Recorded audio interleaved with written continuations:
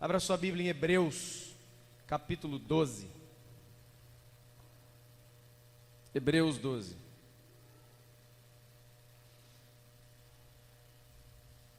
Hebreus, Novo Testamento, capítulo de número 12.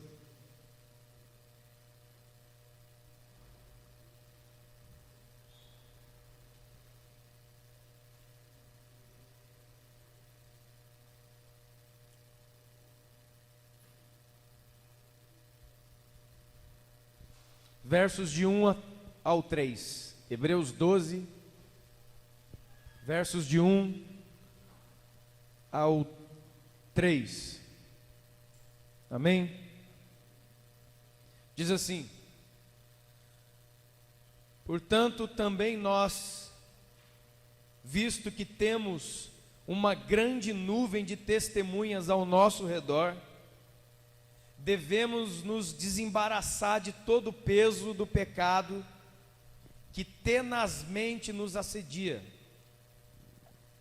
Corramos com perseverança a carreira que nos está proposta. Verso 2, por favor. Olhando firmemente, ou seja, olhe com firmeza, trave o seu olhar para o autor e consumador da nossa fé, que é Jesus, o qual, em troca da alegria que lhe estava proposta, suportou a cruz e não fez caso da ignomínia, e está sentado à destra do trono de Deus. Considerem, pois, atentamente aquele que suportou tamanha oposição dos pecadores contra si mesmo. Agora, com atenção nessa frase: para que vocês não fiquem fatigados, desmaiando na alma de vocês. Ou seja, para que vocês não fiquem extremamente cansados e desanimados na alma de vocês. Ele fala assim, ele usa a palavra desmaiando na alma. Amém? Pode sentar, por favor, querido, em nome de Jesus. Creio que Jesus vai curar a gente aqui hoje de um grande mal, de uma grande doença. Mas olha o que diz o autor de Hebreus. O autor de Hebreus, ele já está dizendo lá, isso aqui foi escrito há 2000 anos atrás. Ele já está dizendo lá que tinha gente desmaiando na alma. O que é isso? Perdendo totalmente as suas forças. Veja que não era força física, não era um desmaio no corpo, era um desmaio na alma. Como é, ou qual é a palavra pela qual nós conhecemos muito bem, que possa descrever isso aqui hoje? Desânimo. A pessoa fica totalmente desanimada, mas ela vai trabalhar, ela vai na padaria, ela vai ao mercado, ela anda, ela faz tudo, mas na alma dela, ela está totalmente, ela desmaiou por dentro.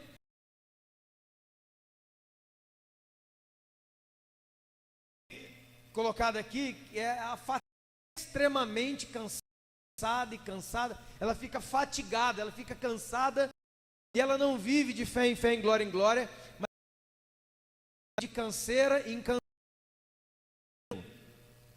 Você e eu podemos desanimar de muitas coisas. Tem gente que desanima do marido, tem gente que desanima da esposa, tem gente que desanima da igreja, tem gente que desanima do país, tem gente que desanima da seleção brasileira.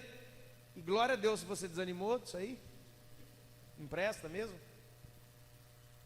A gente pode se desanimar de um monte de coisa, mas a Bíblia diz assim, claramente: como é que eu cheguei aonde eu estou? Ou seja, desmaiado na alma, ou seja, desânimo total. Você foi se cansando de uma certa situação. E qual era essa situação? É só subir. É que no versículo 2, a Bíblia diz, o Evangelho diz para você e para mim que somos cristãos, que nós deveríamos estar olhando para a única pessoa com a qual você jamais pode chegar a esse estágio: Jesus. O que é que vai cansando a gente? Muita coisa. Mas eu quero falar hoje para você, em nome de Jesus, de uma coisa que com certeza você já passou, está passando ou vai passar. É uma coisa presente e corrente na vida do ser humano. Você está entendendo? Algo chamado decepção. Quantos já tiveram uma? Levanta a mãozinha. Se não teve, está tendo. Se não estiver tendo, vai ter. O que é decepção? Como ela se forma? Quando você olha para um alguém ou para alguma coisa e cria grandes expectativas naquela pessoa ou em uma determinada coisa. Mas aí vem uma pergunta do Evangelho: por que é que nós, humanos, criamos em outro humano, sabendo que ele é exatamente tão fraco, falho e limitado como nós, como você é? Por que é que você olha para ele e cria tanta coisa em cima dele? Por quê? Por que é que você olha para uma outra pessoa e acha que ele é o Jesus? Que ele tem que estar com você todos os dias da semana, todos os minutos do dia, sabendo que só Deus é onipresente, ou seja, está em todos os lugares ao mesmo tempo. Esse é Deus. E você? Em quantos lugares você consegue estar ao mesmo tempo? Um só. Mas por que nós, sabendo que o nosso próximo não pode estar em todos os lugares ao mesmo tempo, nós cobramos dele como se ele pudesse? Por quê? Somente Deus é todo poderoso. Por que eu olho para um outro semelhante e acho que ele vai fazer tudo o que eu quero, desejo, imagino? Que ele tem uma carteira do tamanho da Austrália, ele tem todo o dinheiro do mundo, ele tem todo o poder, a hora que você quiser, peça e alguém vai te dar. Não, não vai.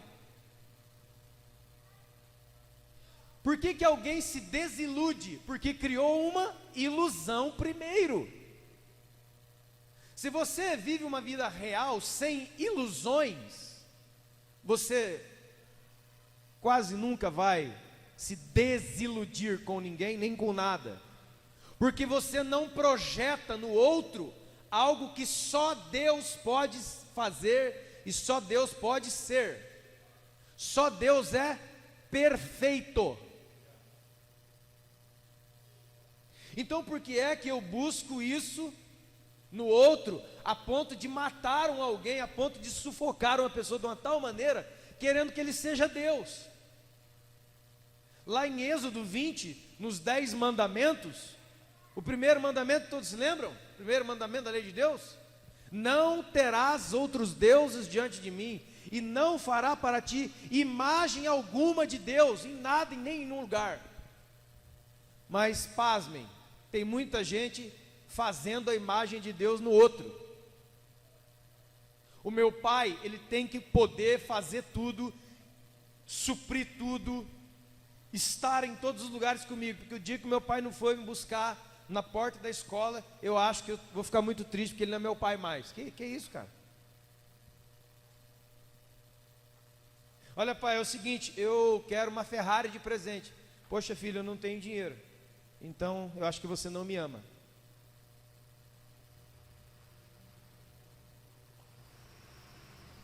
Só Deus é onisciente, sabe de tudo e sabe antecipadamente.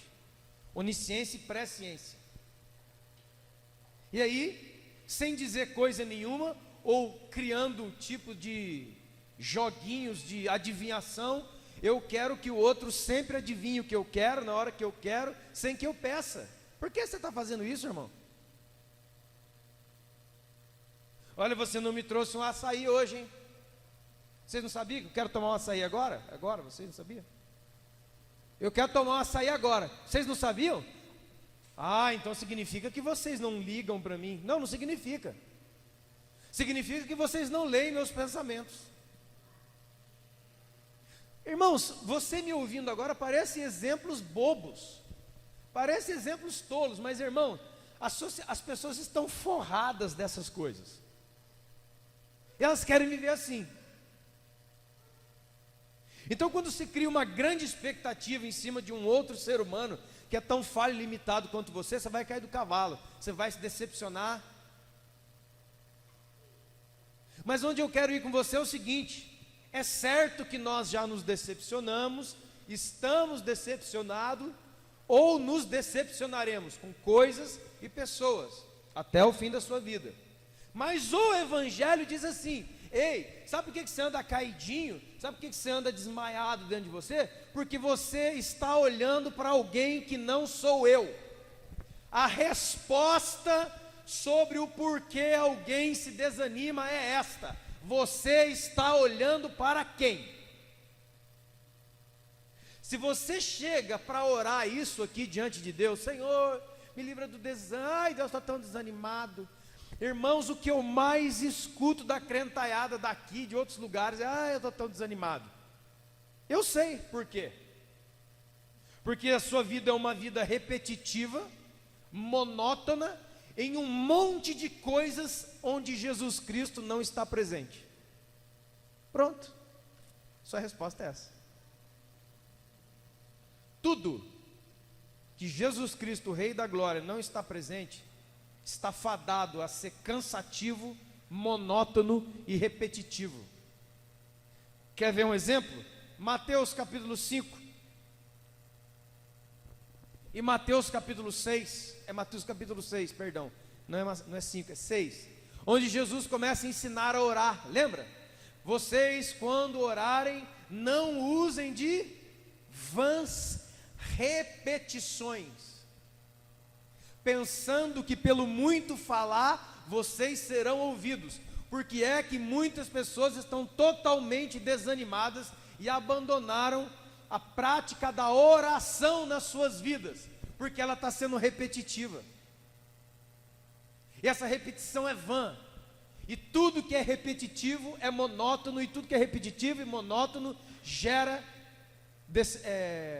desânimo. Pronto, irmão. Jesus, a Bíblia tem resposta para tudo. Se você aceita ou não, aí que são elas. Por que as pessoas estão abandonando? Orar meu Deus, é tão pesado. Por quê? Porque tudo que você experimenta nas suas orações são repetições. E por que é que nossas orações são repetitivas e se tornam vãs? Porque a primeira oração que eu fiz sem crer. Porque a Bíblia diz que depois de orar, você já tem que dar graças a Deus crendo que recebeu. E se alguém que dá graças a Deus depois de orar, porque creu que recebeu, não vai orar de novo a mesma coisa amanhã, porque já recebeu ontem. Entendeu, irmão? A pergunta do Evangelho é: você está olhando para quem? Por que você está desmaiado na sua alma? Por que nada mais vale a pena, nada mais dá certo? Está parecendo aquele bichinho que tinha antigamente: ó vida, ó azar, tudo está acabando, tudo não tem esperança mais. Está desmaiado, está desanimado, está derrubado totalmente. E aqui, sobre olhar para Jesus, eu quero falar o que acontece quando você...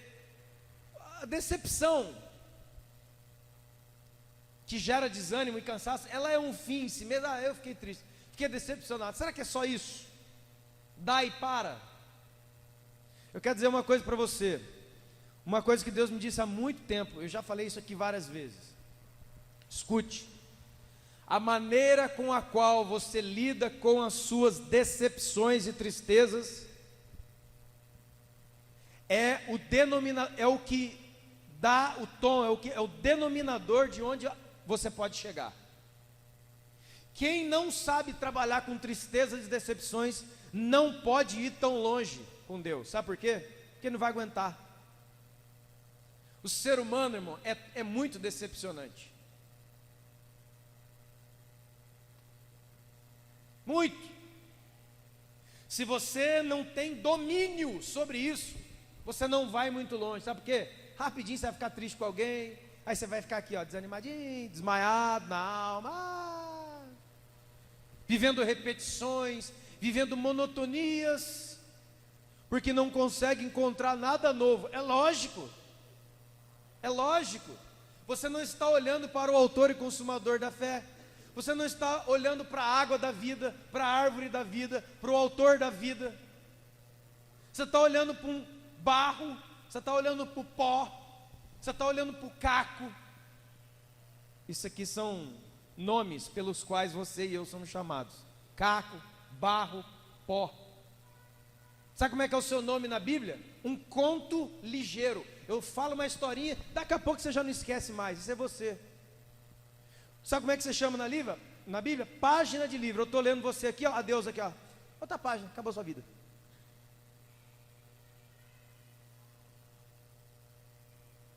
Ou seja, é um tipo de idolatria do homem. Não é Jesus o centro, é o homem que é o centro. E Jesus, de tantas coisas, como nós falamos aqui no domingo passado, se eu muito não me engano, a respeito da questão dos fariseus, Mateus 23, Jesus diz: na cadeira dos fariseus, na cadeira de Moisés, se assentaram os escribas e fariseus. Prestem atenção no que eles dizem, mas não vivam como eles vivem. Porque desde lá daquela época já tinha gente decepcionada com a vida religiosa. Abra sua Bíblia comigo, por favor, no segundo livro de Samuel. Eu quero, em nome de Jesus, demonstrar aqui na Escritura um exemplo de um homem que não soube lidar com a decepção. Ele teve uma decepção, e aquilo ali foi como uma espada, aquele negócio foi entrando para dentro dele, foi entrando, e foi modificando a sua vida, foi modificando o seu caráter. Irmão, preste atenção, uma decepção, um problema que ele teve com alguém, que alterou quem ele era. Preste atenção, querido, em nome de Jesus, que esse negócio aqui é a doença do século. É o chamado: um erro justifica o outro.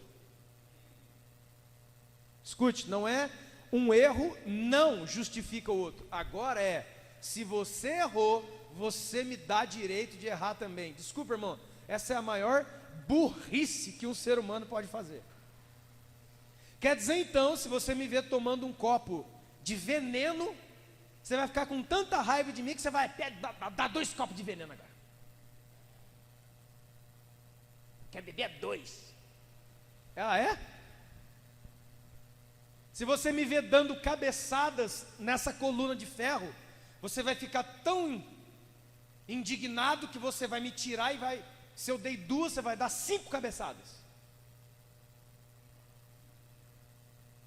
Se você me vê, perdoa a expressão, se você me vê comendo estrume de cachorro no chão, você vai ficar tão escandalizado que você vai pedir para botar 2 pratos para você?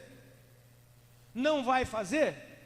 Então por que é que nós nos arvoramos de um direito de nos tornarmos piores do que aquele que errou na nossa frente? Responda para mim isso aí. Por que que muitos estão desviados? Porque o pastor errou. Cara, que piada, que burrice. Quer dizer então que quando alguém erra, ele me dá o direito de ser pior do que... Irmãos, meu Deus do céu, isso não é questão bíblica, é questão de inteligência nível 1. Mas é o que mais existe. O meu líder de jovens descambou. Ele era isso, ninguém presta, bota 2 cachaças aí, seu burro. Eu não gosto da igreja que fala as pessoas são burras. Tudo bem, mentecapto, mais bonito. Analfabesta. Não pode falar burro, então dá um outro adjetivo. Isso é antigo. Antigo. Sabe o que eu vou ler para você? Eu vou ler para você antes, 2 Samuel, antes, por favor. Deus me lembrou agora esse versículo. Ezequiel 18. Ezequiel 18. Marca na tua Bíblia, irmão. Marca. Ezequiel 18. Isso é coisa antiga. Quer dizer que porque alguém me decepcionou, eu me transformo num traste. Por quê, meu Deus do céu? O cara errou, eu vou errar também. Ai, essa semana eu deixei um ladrão, pulou na minha casa e roubou o botijão de gás. Sabe o que eu vou fazer? Agora ele vai, vou pular na casa do vizinho, vou roubar tudo. Você é doido? Você é louco? Você não faz isso, né? Não. Roubaram a minha bicicleta na rua. Aí você vê um garoto indo para a escola, já dá uma voadora nele. Dá essa bike aqui também. Roubaram a minha, eu vou roubar a sua. Existe isso. Existe. Mas eu não estou falando, eu estou dando esses exemplos, irmão, estou dando esses exemplos grosseiros. Os exemplos que eu estou dando são exemplos toscos. Agora você pega esses exemplos e coloca aqui dentro, que é a mesma coisa. Parece que o irmão fica assim, ele vai errar, errou. Bora pecar, rapaziada. Nosso líder de jovens errou. Agora, seu Satanás, você está endemoniado?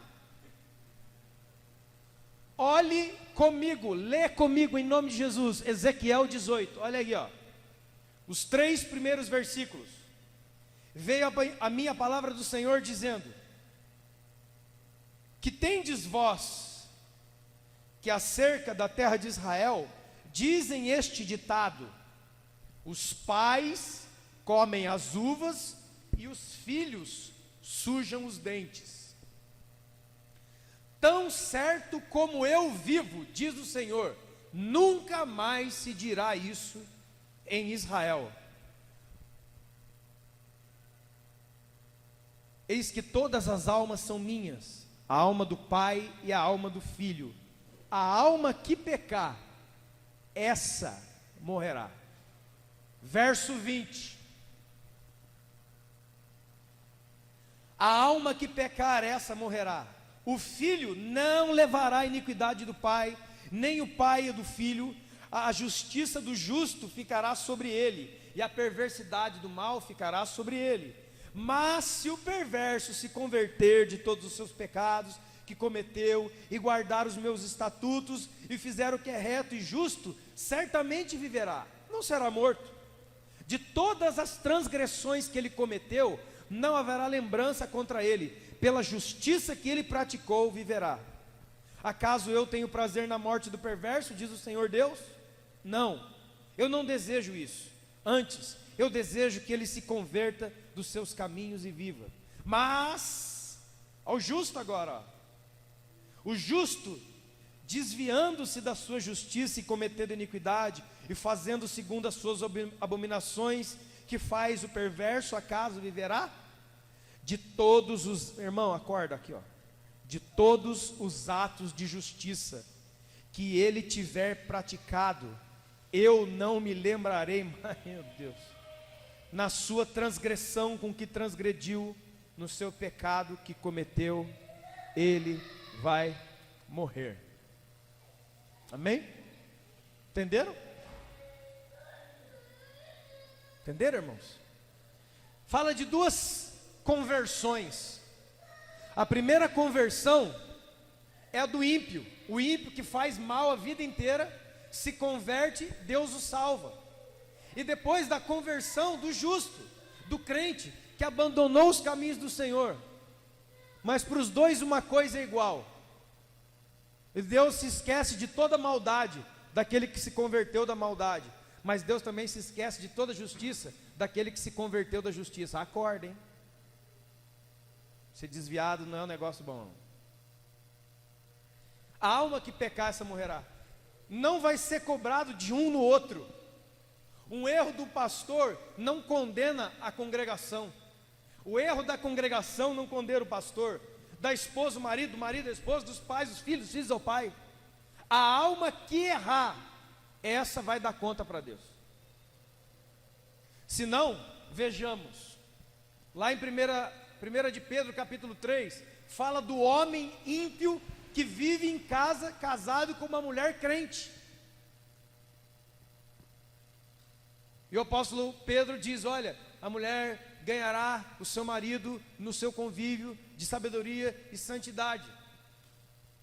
Mesmo eles sendo casados, mesmo eles sendo uma só carne, o próprio Jesus falou em Mateus 24, estarão dois deitados numa cama, um casal. Um será levado e outro será? Por quê? Por causa disso. Por que eu estou fazendo essa introdução deste tamanho? Para colocar a cama certinho do seu entendimento, para te dizer uma coisa. Você não pode usar de revide. Se alguém errou com você, se alguém decepcionou você, você não está fadado a se tornar pior que ele. É isso que eu estou dizendo. Não, você não está obrigado por uma lei da parte de Deus ou mesmo do diabo de colocar você debaixo do erro que alguém cometeu contra você. Amém? Ah, mas o meu pai me abandonou. Mas você não precisa abandonar o seu filho. Mas a minha mãe batia em mim de chicote. Mas você não precisa ser pior que a sua mãe. Mais me abandonaram, mais me xingaram, mais me maltrataram, mas você não precisa ser assim. Você não pode se vingar, irmão. Estamos cheios de corações vingativos. O que é vingança? Vingança é um revide. É pagar na mesma moeda. Sendo que a Escritura diz: vence o mal com o, não com mais mal. Ah, alguém me decepcionou. Eu tenho certeza que todos que estão aqui já se decepcionaram com alguém ou alguma coisa, correto? Mas a pergunta de Deus não é essa. Isso aqui é uma afirmação. Eu creio que todo mundo aqui já se decepcionou com alguém ou com alguma coisa. Com uma igreja, com uma religião, com um pastor, com um sacerdote, com um cantor, com um irmão, etc e tal. Ótimo! Você é igual a todo mundo. Ponto. Na outra linha. A pergunta é: o que é que você fez com o que fizeram com você? É aqui. É aqui, irmão. O que é que você faz com aquilo que fazem contra você? É aqui que nós separamos as crianças dos homens. É aqui que nós separamos o que serve e teme do que não serve e não teme. Hebreus 10 diz assim, versículo 30: a mim pertence a vingança, diz o Senhor, eu retribuirei. Romanos 12 diz assim, ó: não se volte contra o seu irmão, dê lugar à ira. A ira de quem? De Deus, não é a sua não. Deixa que Deus trate com as pessoas que decepcionaram você, machucaram você, perseguiram você, falaram mal de você. Ai, mas eu esperava tanto daquele homem. Você que está errado. É lógico, irmão, por favor, parênteses. É lógico, eu não estou dando discurso aqui para você largar a mão de todo mundo e tratar todo mundo. Não, eu não estou falando isso. É lógico que todo ser humano espera o melhor do outro, é lógico. É lógico que um filho deve esperar o melhor do pai, é lógico, eu não estou falando isso. Mas,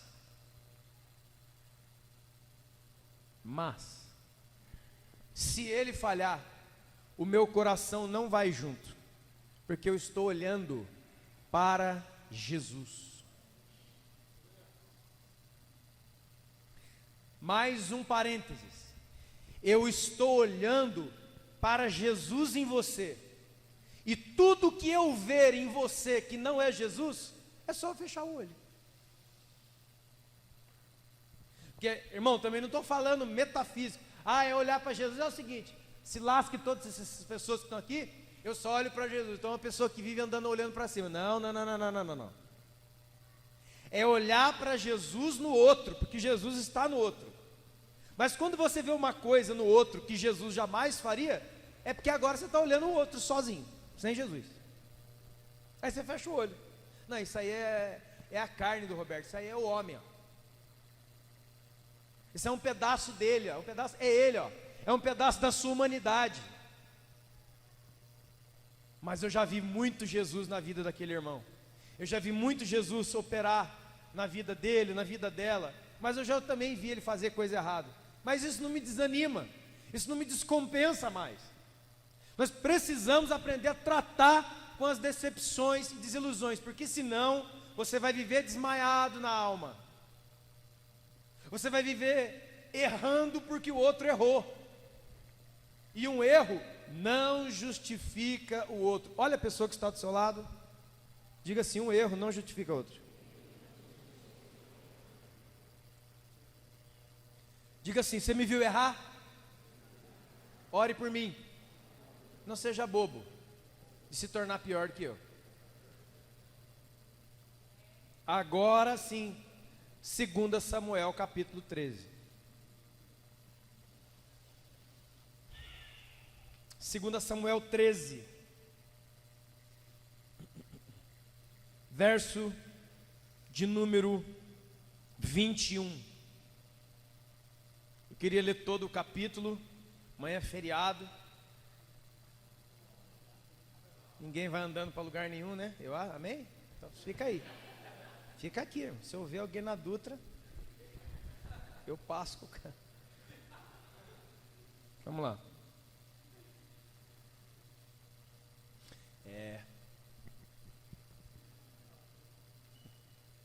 Falei bobeira, hein, irmão? Tomei uma bordoada agora do Espírito Santo aqui.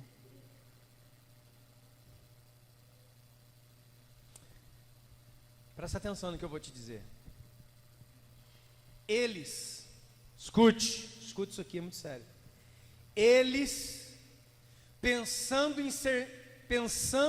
estar servindo um Deus verdadeiro, sabendo nós que é falso, dão o máximo que podem. Nós, sabendo quem é o verdadeiro, por que damos tão pouco? Essa foi para mim. Verso 21. 2 Samuel 13, 21. Ouvindo o rei Davi todas estas coisas, muito acendeu a sua ira. Agora deixa eu te contar o que está acontecendo aqui. Davi, o rei de Israel, tinha vários filhos. Entre eles, um jovem chamado Amnon, uma menina chamada Tamar e um outro jovem chamado Absalão. Amnon, Tamar, Absalão, 3 irmãos de mães diferentes, mas irmãos. Um dos seus irmãos, chamado Amnon, olhou para sua irmã Tamar e a desejou como mulher. Pecado gravíssimo. Ele armou uma cilada, ele armou uma coisa cheia de sedução, ele atacou a sua própria irmã e ele violentou a sua irmã sexualmente. Amnon e Tamar, 2 irmãos. Amnon, um rapaz, violentou a sua irmã sexualmente porque ele ficou louco. A Bíblia diz em Levíticos capítulo 20, verso 17, que isso é pecado de incesto, irmão com irmão, é pecado de morte por apedrejamento, dizia a lei. Davi, rei de Israel, Davi, servo de Deus, Davi obedece à lei. Nem tanto. O outro irmão, Absalão, ficou louco de raiva, lógico, contra o seu irmão que fez tamanha desgraça e desgraçou a vida da irmã, desgraçou, que ninguém quis casar com ela mais. E aí ele chega para o pai e olha, ele podia dizer como bom crente: olha pai, a Bíblia diz para matar esse cara apedrejado, que ele não é digno de ser nosso irmão, ele não é digno de Deus, ele não é digno da lei de Israel, ele não é digno dessa casa, ele estuprou a sua filha, ele estuprou sua filha, rei, ele estuprou sua filha, meu pai, nosso irmão. Sabe o que o pai faz? Nada. Ele só fica muito irado, mas a Bíblia não manda ficar irado. A Bíblia manda botar para fora de casa e apedrejar. Quando Absalão, preste atenção, quando Absalão não vê reação de justiça no seu pai, ele fica extremamente o quê? Decepcionado. Pô, meu pai, o grande rei de Israel, o homem segundo o coração de Deus, o cara, o amante, o adorador de Deus, ele conhece a lei de Israel como ninguém. Por que ele não fez nada contra esse estuprador desgraçado aí, ó? Ele arrebentou com a vida da minha irmã. Irmãos, esse cara que caiu numa decepção violenta, porque ele esperava que o pai dele fosse duas coisas: fosse homem e fosse homem de Deus. Ele não foi nenhuma das duas, ó. Mas olha agora, irmão, o que Absalão faz com essa decepção. Escute, verso 22. Absalão, porém, não falou nada com Amnon. Não falou, escute bem, nem mal. Porque ele odiava Amnon, por ter forçado a Tamar, sua irmã. Aquela decepção tão grande, e agora me vem à memória, me vem à mente, na verdade é uma decepção gigante, porque ela é uma decepção dupla, porque esse cara é meu irmão, e ela é minha irmã. Olha o que esse cara fez com a minha irmã, e olha o que meu pai fez com ele, não fez nada. Isso aqui é um mar de, como que chama aquele negócio as pessoas falam que as pessoas nunca são culpadas, como chama? Impunidade. O que ele faz com a decepção dele? Ele faz assim, como uma esponja, ele entra num processo de passividade, fica em silêncio, só nutrindo, ó o coraçãozão, só trabalhando, ó.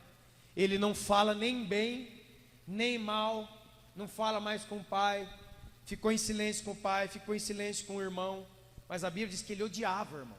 O coração dele não estava vazio, o coração dele estava cheio de decepção e ódio, mas ele estava quietinho. Irmão, decepção é uma coisa que a gente tem que resolver e não guardar. Ele guardou, ficou só maquinando, passava pelo irmão no corredor, passava quieto.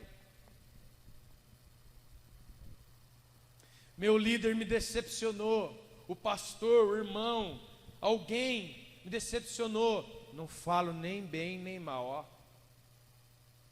O cara passa do meu lado, eu compreendo. E aí, cara? Tudo bem? Mas aqui dentro, cara, eu tô mal. Quantos estão entendendo, irmãos? A decepção está fazendo efeito aqui, ó. Ela está me contaminando.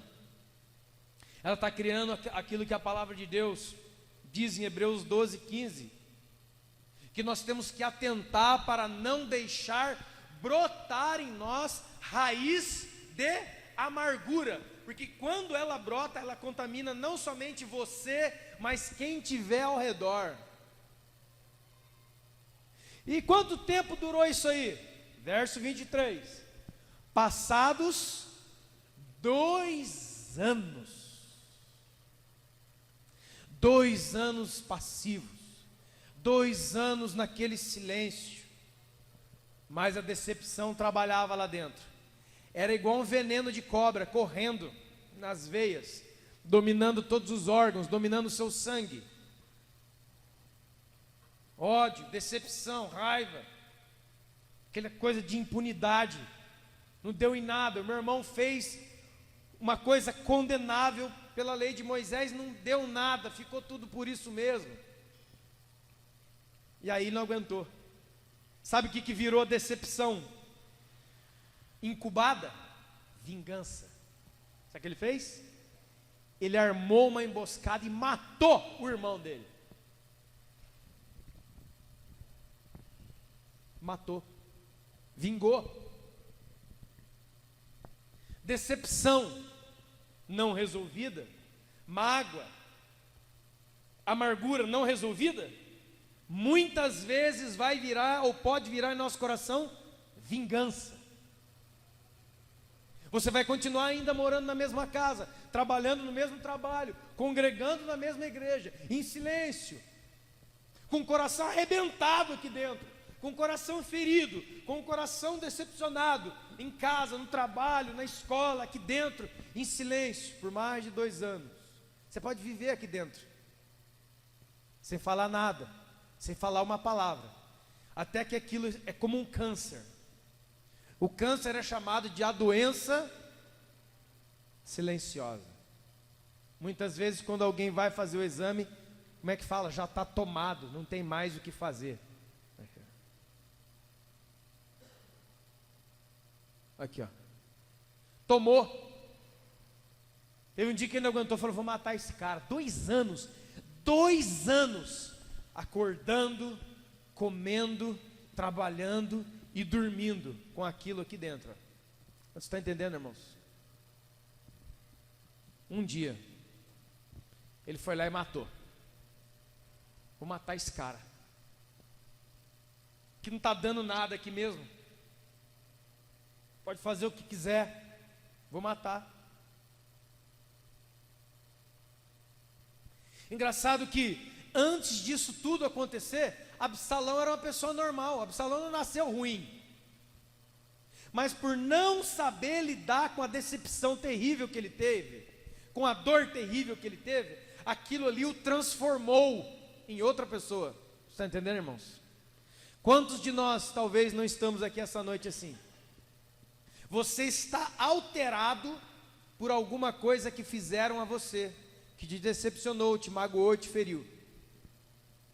Volto àquela frase que eu gosto sempre de dizer: não importa o que os outros fazem com você ou para você, importa o que você faz com o que os outros fazem. Porque se você fosse vingar, se você fosse tornar a mesma coisa, se você fosse pagar na mesma moeda, porque o outro errou, o pecado do outro está sobre você, e você acaba de se tornar aquilo que você mais criticou no outro, ou tão pior. Você virou assassino, cara. Você matou. E aí, ele tem que fugir. Ele foge. A dor vai só aumentando. E não pense que Absalão só sentiu prazer, porque quem ele matou foi o irmão dele. Então ele já tem uma irmã desgraçada, um irmão que ele matou e um pai omisso. Ele foge. Ele não fuja da resolução das suas questões. Não é, irmãos, tem uma frase aí assim: o tempo cura todas as coisas. Você acredita nisso aí? O tempo apaga tudo. Apaga não, irmão. Apaga não. Porque tem um monte de gente nas igrejas com questões com outras pessoas de mais de 10 anos. Não resolve nunca. Aí você fala assim: irmão, isso fizeram para você hoje à tarde? Não, foi em 1982. 82? Mas para mim, você viu isso aí? Para mim, é porque está vivo dentro de você. É um câncer, uma doença. O Absalão fugiu, ó. Você vai fugir também? Por onde você fugir dos seus problemas, quando você chegar no local mais longe, que o seu dinheiro pode te levar, quando você abrir os seus olhos lá, sabe quem é que vai estar lá para deitar com você na sua cama? Lá na terra dos esquimós, os seus problemas. Quem tem inimigos, dorme com ele todos os dias, em qualquer cama, em qualquer lugar. Quem traz no seu coração mágoas e pessoas, dorme com essas pessoas, em qualquer cama, em qualquer lugar deste mundo. Agora a turma está querendo ir para Marte, pode ir para Marte também. Você vai descer lá, não tem ninguém, vai ter uma pessoa, o seu desafeto vai estar lá. Ele mora aqui, ó. Ele mora aqui. Ele mora aqui. Por quê? Porque um local onde era para ser única e exclusivamente habitação do Espírito Santo, você tirou o Espírito Santo e colocou um monte de gente que você não gosta. Ah, irmão, se arrepende. Olha, hoje Deus pode te curar. Hoje Deus pode te libertar. Porque Deus pode. Aí, pastor, você vai fazer algum truque? Não, no final eu vou falar assim, em nome de Jesus agora, olhe para Jesus.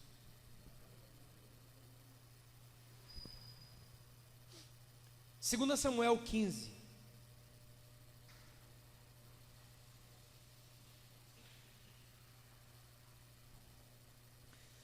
Abriu 2 Samuel 15? Agora você vai em 2 Samuel 14. Absalão fugiu, passou um tempo fora de casa, mas papai perdoou ele, gente, o Davi. Traz o meu menino de volta, estou com saudade dele. Ele matou meu outro filho, mas estou com saudade do meu menino, traz ele. Voltou para a casa do pai, voltou para Jerusalém, ficou todo pimposo. 2 Samuel 14, 25. Não havia em todo Israel homem tão celebrado por sua beleza como Absalão, da planta do pé ao alto da cabeça. Não havia nele efeito nenhum. Parece que tudo passou, irmão. Ele está bonitão. É interessante isso aqui. Uma das maiores formas que o ser humano usa para disfarçar o seu interior é a beleza exterior. Aqui, ó. O cara era um gato, modelo. Como diz um irmão na pregação: 1,80, costa larga, peito definido e tomando whey protein. Lindão. Só que por dentro ele ainda carregava a decepção do pai dele. Não adiantou ter matado o irmão. Por que não adiantou ter matado o irmão? Porque matar o irmão não era uma resposta à decepção que ele teve com o pai. Muitos irmãos vivem assim. Eu tive uma decepção com o Júnior tão grande, e agora eu vivo amargo, atacando e matando outras pessoas, porque eu tenho um problema com ele. Quantos já viram isso em algum lugar? Mas agora ele está bonitão, voltou para casa, o tempo já, né, já foi bastante tempo, já passou isso aí. Passou não. Ele não sabia lidar com a decepção. Ele não sabia lidar com aquele momento que o pai dele foi carne, que o pai dele amou mais o filho do que a lei. E não vem aqui dizer para mim, não, eu amo mais a lei do que o meu filho. Ah, é? Se vivesse no Antigo Testamento, então, você ia matar o seu filho. Talvez todos os pais que estão aqui já passaram a mão na cabeça dos seus filhos, mesmo sabendo que eles estavam errados. Isso é coisa de pai e mãe, gente. Pai e mãe faz essas porcarias aí e acha que está sendo uma bênção para o filho. Não está. Acho que uma das maiores e melhores mensagens que Deus já me deu para dar para a igreja, eu me lembro até hoje, nós estávamos na chácara, foi: pais, não escondam os seus filhos de Deus. Essa foi de arrancar a sabiá do toco. Porque é duro. Falar com um pai sobre um filho, é arrumar briga. Sim ou não? Quantos são pais aqui? É arrumar briga feia. E Deus falou, vá lá e vai falar lá. Eu falei, Deus, as pessoas vão bater em mim. Falei, daí? Eu estou no céu, você está na terra, apanha. Ninguém mandou? Deus é fogo, irmão. Cuidado, hein?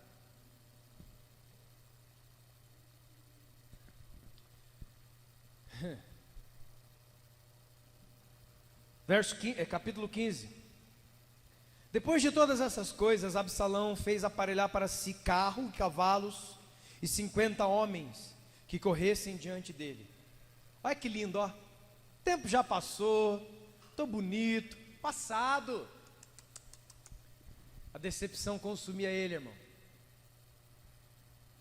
Olha o que ele começa a fazer. Olha o que a decepção, a tristeza por causa de um homem, de uma mulher, de uma instituição pode transformar você. Escute. Levantando-se Absalão pela manhã, parava na entrada da porta da igreja, e todo homem que tinha alguma demanda para vir ao rei em juízo, Absalão chamava ele e dizia: de qual cidade que você é? E ele respondia: de tal tribo de Israel é o seu servo. Então, olha, irmão, Absalão era uma benção, ele começou a ajudar o pai dele, ó, Absalão, o curado, Absalão, o bonito, Absalão, o tempo apagou, aqui ó, parado na porta da cidade. Ninguém era julgado na porta da cidade, era julgado dentro do palácio do rei. Mas ele era filho do homem, parava lá na porta, e aí ia chegando os irmãos, para falar com o rei, para falar com o pastor, para falar com o líder, para falar com quem de direito. O Absalão já estava lá: ô filhão, como é que tá, querido? Ô irmão, paz do Senhor, irmão, olha lá, aleluia. E aí, o que você veio fazer aqui? Olha, eu vim aí falar com o meu pai, vim aí falar com a minha mãe, vim aí falar com o pastor, vim aí falar com o meu patrão, vim aí falar com o meu líder de grupo sobre umas questões. Tá bom, legal isso aí. Mas conta para mim, o que você vai falar? Olha, eu estou com uns problemas aí, então eu vim conversar com o meu líder aí. Nossa, mas isso aí é sério, hein? Essa coisa que está falando é pesada, hein? Está sentindo, irmão? Ó, jogando açúcar no negócio. Nossa, mas essa sua causa é olha, rapaz, você está com um problema mesmo. Isso é sério, hein? Mas eu tenho que falar uma coisa. Puxa, o seu caso é sério, cara. Você merece ser ouvido. Você merece ser passado na frente, mas puxa vida, o rei é tão ocupado. Está querendo dar o tombo no pai dele, ó. Olha, eu vim aí conversar com o pastor. Eu já tentei, ele é muito ocupado, sabe? Mas aleluia, né? Vamos abençoar a vida dele.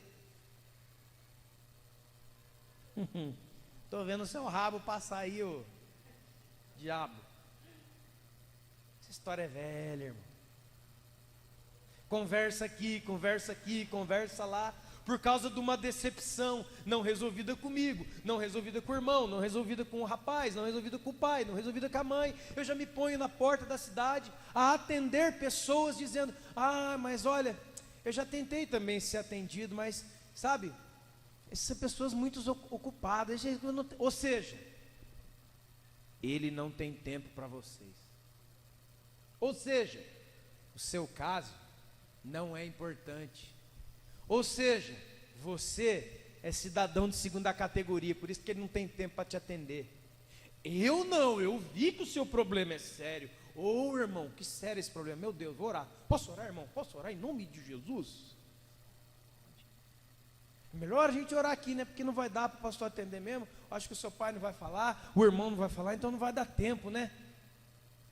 Passou muito tempo, mas o Absalão não sabia lidar com aquele problema que começou com o pai dele, aquela decepção tão grande que ele teve.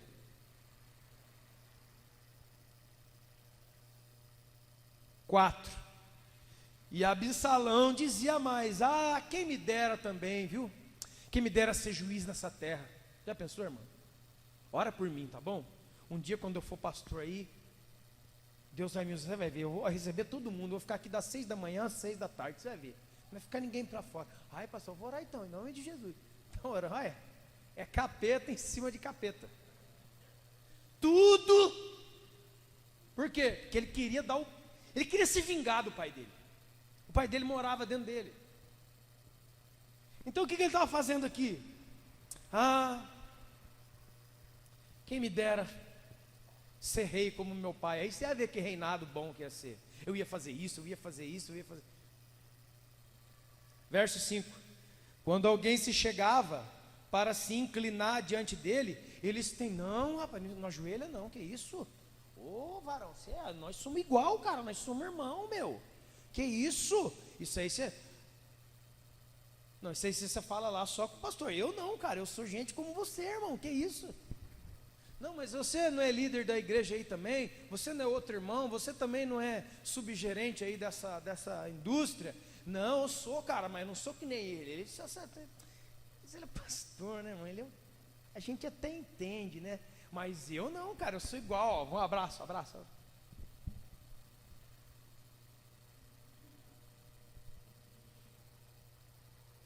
O que esse cara estava fazendo? Ele não era bonzinho nada, era tudo um plano. Olha o que ele queria, verso 6. Desta maneira, que maneira?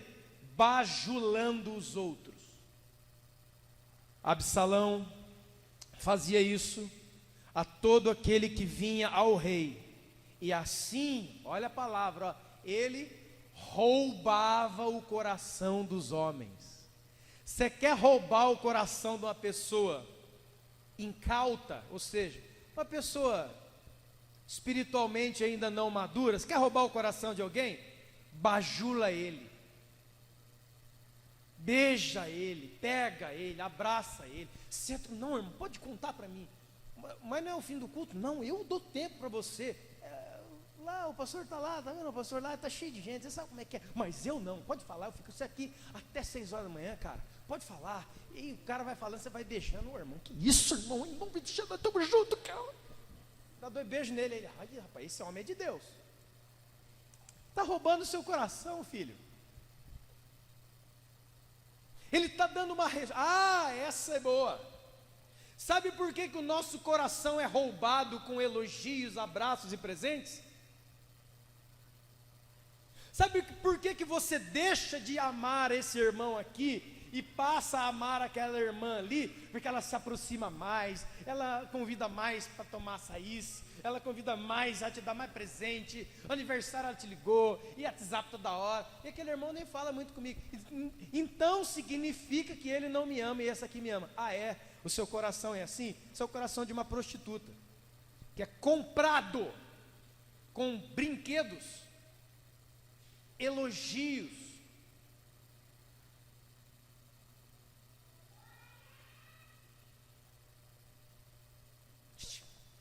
Ele está roubando o coração. Um coração que pode ser roubado já está fora do centro da vontade de Deus. Porque se o seu coração estiver na mão de Deus, quem pode abrir a mão de Deus para roubar o seu coração de lá? Diga para mim. Quem tem força para abrir a mão de Deus e tirar você de lá de dentro? Diga para mim. Não tem ninguém, né? Mas se alguém está roubando o seu coração com alpiste, você é um pardalzinho de rua. Aí você vai assim, olha os bichinhos cobram na minha mão. Ficou na minha mão, ó. Você é um pardal? Você não é pardal. Ele estava roubando o coração das pessoas. Por quê? Porque ele tinha um plano. Por que eu vou roubar o coração das pessoas? Vamos adiante. Verso 7. Depois, olha, irmão, são 6 anos já. Ó. Depois de 4 anos, mais 4 mais 2, 6. Disse Absalão ao seu pai. Olha, irmão, como ele vivia. Ele estava na casa do pai, ele vivia ali. Ele não esboçava, ele não se consertava com o pai, meu Deus do céu. Por quê? Morando dentro da casa do pai, com problemas antigos aqui dentro, e ele transitava, e ele vivia com o pai, mas não acertava com o pai. Chegou um dia, ele disse assim: pai, papai, te cambias. Nossa, meu filho, você está falando em línguas aí? Sim, meu papai, é que eu tenho que cumprir um voto que eu fiz ao Senhor, aleluia. Nossa, filho, você fez um voto ao Senhor, que menino de Deus, gente, é de Deus. Isso aqui é menino de Deus. Aí, olha. Onde você, se você tem um menino, um filho bom é esse, ó. Anda aqui dentro de casa de papai, papai já perdoou ele. Ele está ajudando eu, gente, você tem que ver. Ele fica lá na porta da cidade, e lá mesmo ele já ajuda. Menino prestativo e de Deus. Olha o que ele está falando, ó. Eu tenho que ir para Hebron para cumprir um voto espiritual que eu fiz. Estava indo cumprir voto não, irmão. Uma outra capa que é usada na igreja, a capa que sempre é usada na igreja, por pessoas doentes, assim, é a capa de alguma coisa espiritual. Ô irmão, onde você foi? Não, eu não faltei um culto não. Eu não faltei a reunião. Eu estava orando lá. Eu e o pastor Caleb estávamos lá, naquela campanha de foca. Ele usou uma desculpa da religião, de alguma coisa para Deus, para dar um nó no pai outra vez e sair e fazer mais planos. Porque quando ele chegou lá no lugar que ele disse que ia cumprir um voto a Deus, olha só o que acontece.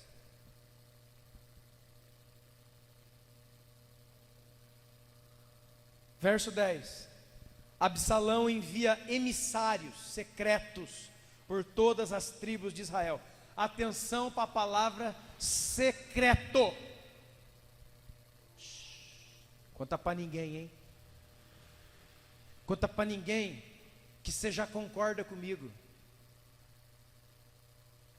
Conta para ninguém, sabe aquela mágoa que eu tinha do meu pai? Irmão, a mágoa é a raiz de amargura, né? Ela brota, ela vai crescendo. Mas a mágoa, a decepção não tratada, ela é um copo d'água que vai enchendo. Quem tem isso, escute, quem tem isso não tratado, toda a oportunidade que ele tiver, sabe o que ele vai fazer? Ele vai contar a história triste dele. Pô, cara, glória a Deus pro meu pai, né? Glória a Deus por Israel, né? É benção, cara, mas ó, Deus sabe, viu, cara? Mas ó,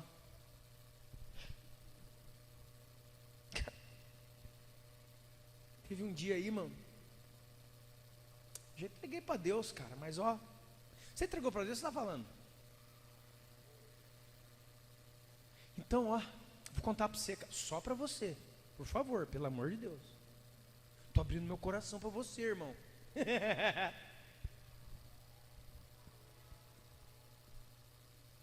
Aí ele vai lá e vomita todo aquele veneno da decepção e da mágoa não curada no outro. E a partir de agora ele tem adeptos da sua dor. Tem pessoas que não andam, tem cristãos que não estão mais evangelizando, ou seja, levando as boas novas de Jesus. Ele leva a sua carga emocional, instável, e ele não evangeliza, ele vomita as suas decepções e dores e tristezas no outro.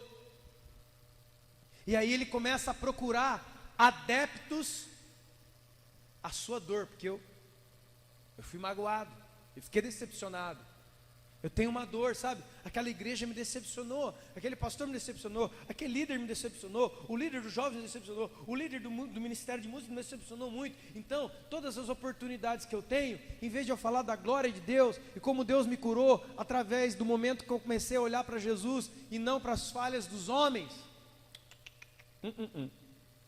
ele quer contar a história de 6 anos atrás, que alguém o magoou, que alguém o decepcionou. Como você está entendendo, irmãos? E agora ele tem emissários. O que são emissários? Pessoas que vão adiante de você, levando a notícia. E qual a notícia era? Quando vocês ouvirem o som das trombetas, todos vão dizer: Absalão é o rei. Mas Absalão não é o rei. É Davi que é o rei. Então já tinha uma coisa que estava no coração dele, que está no coração de todos aqueles que estão decepcionados, magoados e amargurados e não buscam cura.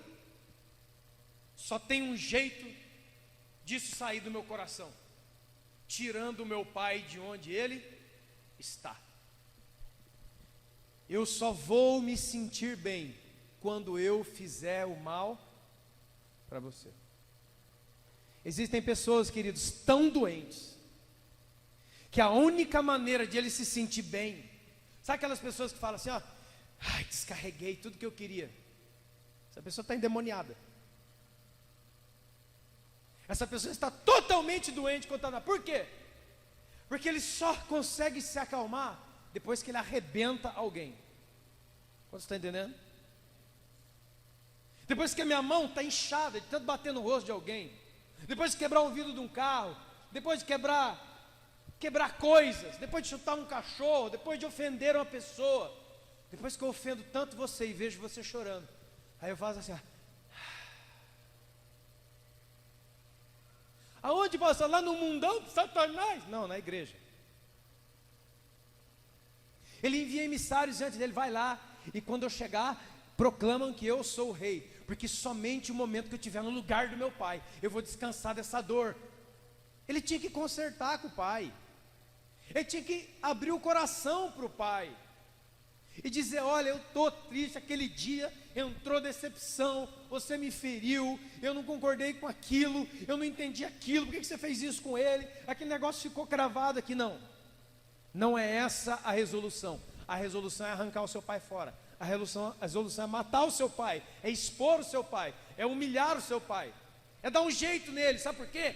Porque a única coisa que vai fazer você se sentir bem não é se consertar com o seu pai, é se vingar do seu pai.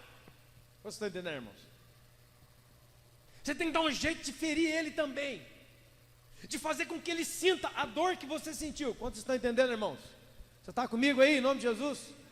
Ele tem que sentir o que você sentiu, Absalão. Ele tem que ver que você ficou mal, ele também tem que sentir mal. Isso aí não é cura, irmão.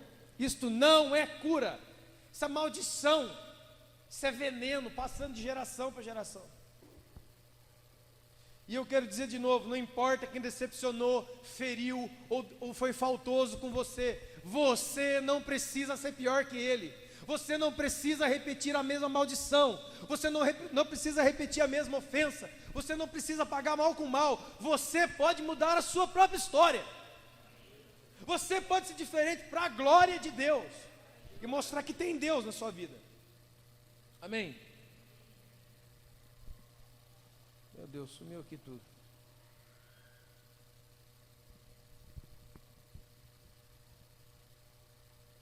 Veja. Versículo 10. Diz que ele envia mensageiros. De Jerusalém foram para Absalão 200 homens convidados. Escute isso, versículo 11. De Jerusalém foram com Absalão 200 homens convidados. Porém, escute isso, eles iam na sua simplicidade, porque eles não entendiam o que estava acontecendo. Olha só, meu Deus. Adquirindo adeptos, com a minha conversa de vítima, eu trago pessoas que não entendem a verdadeira história para o meu lado. E agora eu tenho adeptos da minha dor. Um monte de gente que concorda comigo numa história que eles não conhecem. Você já viu isso em algum lugar?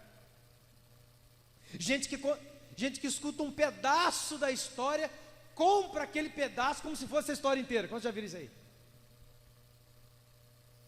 Ele não ouve o outro. Ele tem que ouvir o outro. Ele tem que pegar outro pedaço da história. Ele não pode comprar um pedaço da história. Ele tem que saber o que aconteceu. Mas já entraram junto. Agora tem um cara aqui no meio que é verso 12. Absalão mandou ouvir Aitofel, o Gilonita, alto conselheiro de Davi seu pai, enquanto ele oferecia os seus sacrifícios. e a sua conspiração se tornou poderosa e crescia em número de gente que tomava partido da dor de Absalão.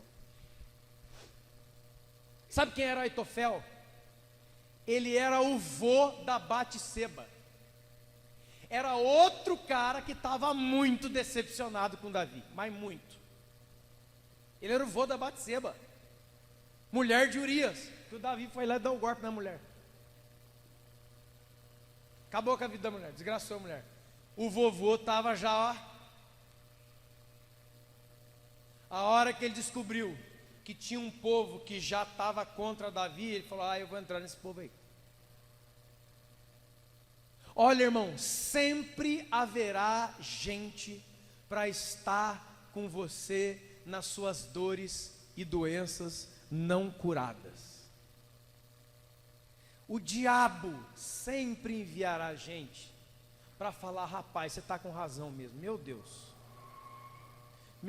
olha que coisa, meu Deus, é demais, cara, concordo com você mesmo. Agora que você falou, deixa eu falar também, esse mesmo rei decepcionou também. Estou falando, ó, tá vendo, gente? São duas pessoas agora, olha aqui, ó, são três, esses dois, o rei Davi magoou eu e aqui, ó. Então um cordão de 3 dobras não se rompe facilmente.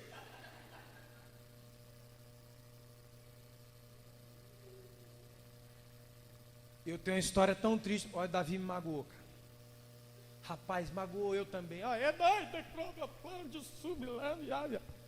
Já tem até um mistério do diabo, né? Mistério da dor.